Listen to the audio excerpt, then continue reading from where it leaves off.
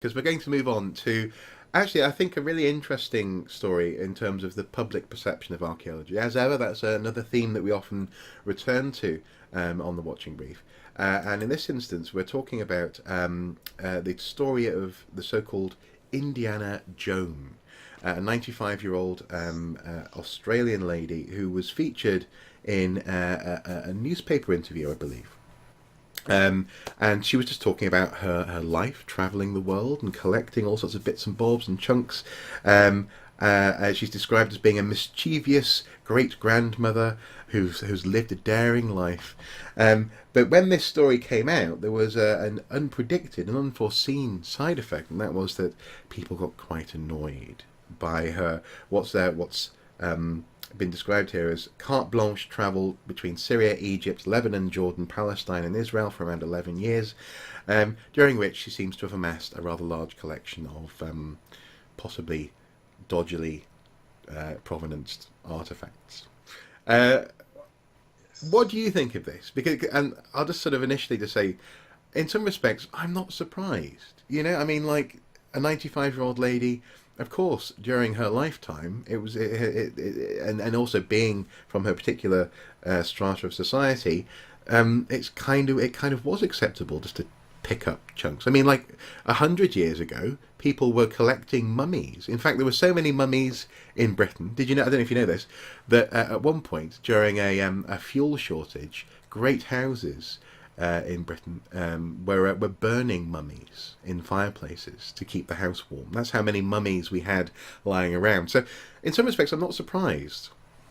No, and if I was going to be really provocative, I could add that just over 200 years ago, Lords of the Realm were collecting Greek sculptures from a Turkish province in the city of Athens. Mm-hmm. And that's not to get into that one, and it's not to condone it's not to get into the behaviour. Yeah. No, although I'll just briefly say, I think we both agree that at some point they probably should be returned to Greece. Let's just leave it there. That's one for another day. Yeah. You might say that. I couldn't possibly comment. Oh, maybe we will have that'd be good. Maybe we should do like a ding ding special episode. Yeah. Okay. Yeah. Archaeo Soup Fight Club. Yeah. We do not talk about the British Museum. That's the first rule. But no, in all seriousness, with Indiana Joan, and I think we have to say at the moment that while a lot of archaeologists have got angry and but there is no proof that any of this stuff was actually acquired or exported illegally. No. Although she was the wife of a UN diplomat. Yes. So perhaps some immunity and certain bags might have been used in this process. Again, you might say that I couldn't possibly comment. I think the general point is that, and you alluded to it really in the introduction to this segment, that kind of behaviour really, it's almost the last vestige of the kind of aristocratic collecting that you talked about that was going on really from the people, the first in Britain, in British terms anyway, the first aristocratic sons who went off on the grand tour and picked up Roman and Greek antiquities, and brought them back, or went to Egypt for their health in the winter and brought back the monies and the ushabtis and that would get burnt in the famous as fuel in a coal shortage. It's and now it's seen as just unacceptable certainly by archaeologists. We have to say that there are licensed antiquities shops in Jerusalem. That under even in Israel, which has very strict laws on its archaeology, it is legal to sell certain antiquities. So we are dealing with a very shades of grey area here, and particularly so when it comes to the thing is, in many respects, we're not dealing with the shades of grey area. I mean, in so much as that there are lines drawn up that allow there are processes that allow certain antiquities dealers to be licensed and so on and so forth. That's not a grey area. Now, how they get hold of that stuff, okay, that's where it gets grey. That's what I'm talking about. Yeah, sorry, yeah. But I suppose another way in which this is not a grey area is the way in which, for many archaeologists, this is a deeply passionate topic, because we're talking about essentially, okay, you mentioned the word aristocratic, but also another difficult word certainly for most of Western scholarly endeavours for the past 100 years has been colonialism. And it's kind of ironic us talking about Australians going, because colonial, but the layers of colonialism quickly stack up. But really, it's this sense that somehow people are entitled to take a little bit of another country home with them, which on the one hand you can completely understand. Everyone wants an artifact from, so everyone wants a keepsake from a holiday or something. But it seems that at a certain time it was much more acceptable, much more expected that people with a certain status or income would come home with a piece of architecture or a statue or some human remains, or a genuine amulet or something like that, and then it would be a curio, I suppose. And this is where I suppose I'm intrigued by this, because it says an awful lot about, again, just general, basic, frontline public understanding of archaeology, that the journalist really celebrated the fact that this lady had amassed this table of curiosities. That was the story. The story was, oh, look at these cool things. And it is that Indiana Jones, and in that sense quite rightly, Indiana Jones level of archaeology. And so in that sense, again, I can't help but wonder, as ever, whether this comes down to education. Essentially, this comes down to the fact that archaeologists, rather than just getting angry, should be doing a lot more to be, I suppose, facilitators of that coolness. Actually, sort of, because in so many ways, archaeologists have a wonderful repertoire of tools to actually show people the artifacts that they find, and to share with them the stories and why this stuff is funky, and to engage with that Indiana Jones level interest in, look at this stuff, but then take it one step further and explain why the stuff is important, the fact that we need to know where the stuff has come from in order for that stuff to be worth anything in terms of its historical value, but also as well the fact that actually where that stuff has come from in the past 100 years, for the most part, these countries have developed substantial self-governed and self-run archaeological professions and traditions which need to be respected. I think that's absolutely right, and it is absolutely a question of values, and modern professional archaeology, academic archaeology, not educating the public, if you like, that the value of an object is in the knowledge and not monetary value.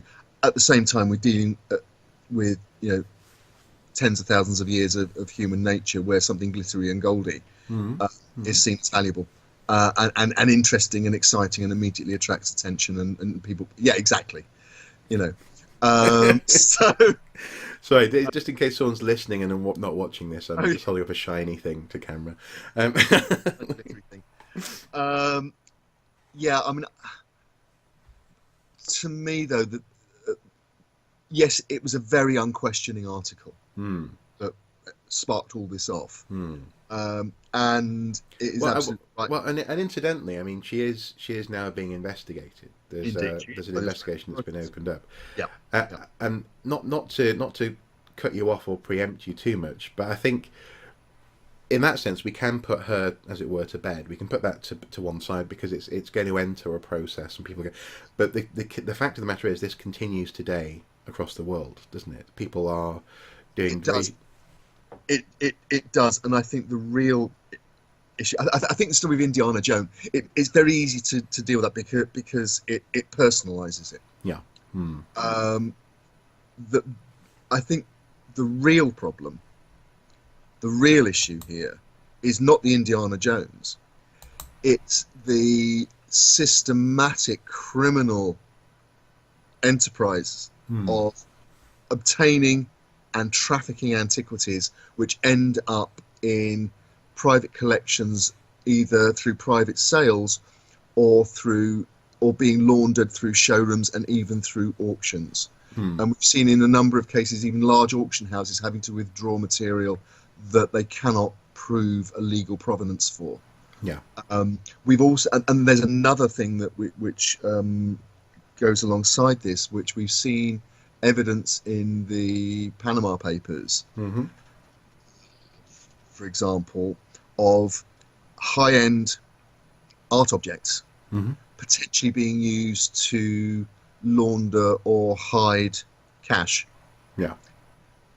So basically you have some dodgy money from whatever source.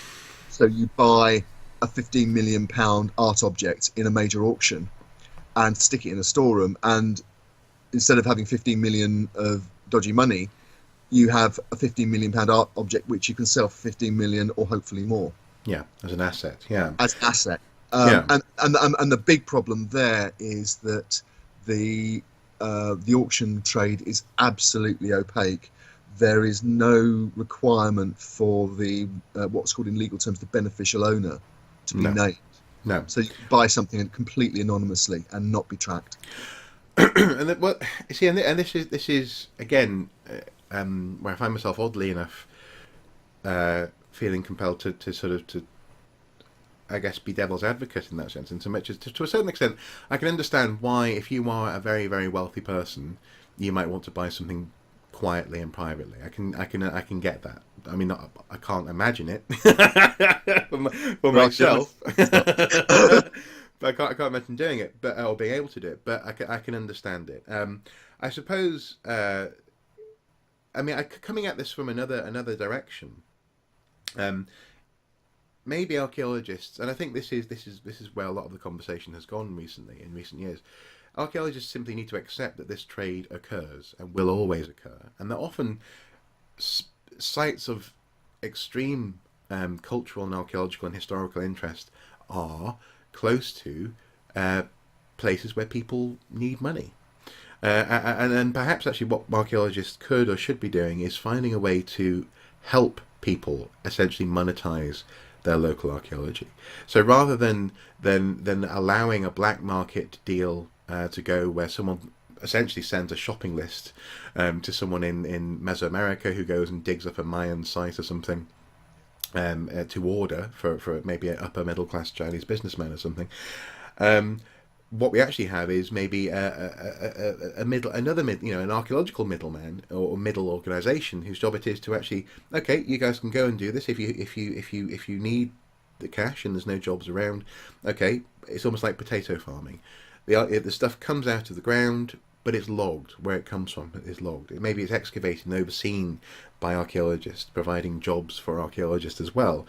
And then that material can pass through a museum and then perhaps even out into the market world. But there's been a moment at which it's been seen. Just accepting that it's going to happen.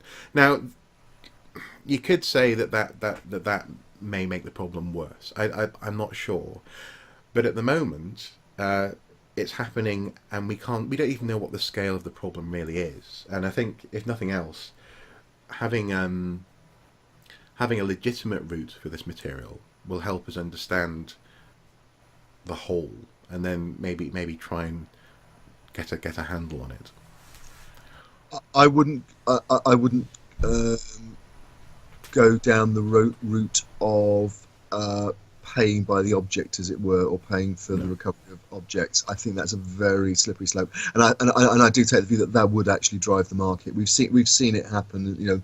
There are fashions for certain antiquities, or when certain antiquities become more available, they become the latest must-have. And there is people have argued there are correlations between what's popular and for example where there are zones of unrest or civil war, which mean that any national protections disappear because people have got other priorities. Well, and what's interesting there, and this is, I suppose, what I'm getting at in terms of getting a handle on it, is that I would like to know why it's become fashionable, for example, or why it became fashionable to get Mesopotamian materials once the latest round of Middle Eastern wars started up at the beginning of the 2000s. Um, was it because there was an opportunity, in so much as the museums became war zones and therefore weren't a priority for protection, or was it because there was a perception that that material was suddenly at risk? So there was a premium almost on getting hold of material that could be blown up by a stray US bomb or something. See what I mean? I'm curious about what drives it. I know exactly what you mean. At the time of the unrest in Egypt, there were various reports of material going missing, both from archaeological sites and from museums. At the same time, I was looking at the sale of Sekemka, the statue of Sekemka by Northampton Council, which was sold through a major auction house. And somebody actually said to me when I was researching that it's better it's sold through an auction house to somebody who will look after it than it being returned to Egypt, because look at what's happening in Egypt. There is this self-justification within part of the art market, at least, and part of the part of collector world, which says, we have the ability to look after and curate this material. They don't, even if they happen to be the place where the ancestors created that. And here we come all the way back around to the so-called Elgin marbles, don't we? Again, you might say that. Absolutely. No, but exactly. That self-same argument has been used. You can't return the Parthenon marbles to Athens because Athens is so polluted they'll degrade. Well, exactly. Which is... It is an interesting, I think, essentially a nonsensical argument, in so much as, I mean, if and I've said this in previous videos on this YouTube channel, if another country came along and said, well, because of Brexit, archaeology is at risk in the UK, we're gonna take Stonehenge for its protection. There's nowhere on earth we'd put up with that. So, there's all these issues which are up in the air, and this story of Indiana Jones really has in many ways thrown a very welcome light on the issue. I mean, in some respects, I was complaining about the fact that the journalist wasn't aware, but now more journalists will be aware. So, that's good. But this is a difficult nettle to grasp, and I can't help but wonder how and when, or indeed if, we will ever effectively grasp it as, as an international cohort of archaeologists. If that's what I mean, I'm not sure. And at some point in this, we'll get onto the Portable Antiquities scheme and rewarding people for finding things under the Treasure Act. Which we might come back to briefly at the end in our media pick. But anyway, we might do. Yes. Anyway, moving on. We have lingered for long enough on that story.